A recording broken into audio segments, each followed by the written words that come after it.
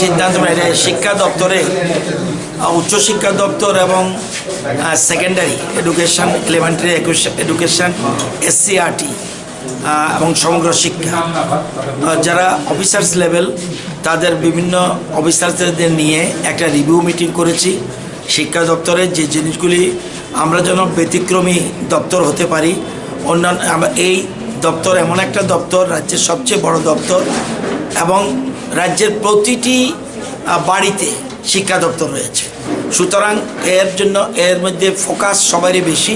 সুতরাং যেহেতু মানুষের আশা আকাঙ্ক্ষা বেশি এই দপ্তর সম্বন্ধে, আমরা যেন আরও পরিষেবা প্রদান করতে পারি, এই জন্য বিভিন্ন ডিপার্টমেন্টের যেগুলি রয়েছে, ডাইনানোস হোক কিংবা এসসিআরটি হোক বা কারিকুলাম হোক, সব বিষয়ে একটু আলোচনা করে একটু সবাইকে নিয়ে যাতে আমরা একটা টিম হিসাবে কাজ করতে পারি সেটা নিয়ে আলোচনা হয়েছে।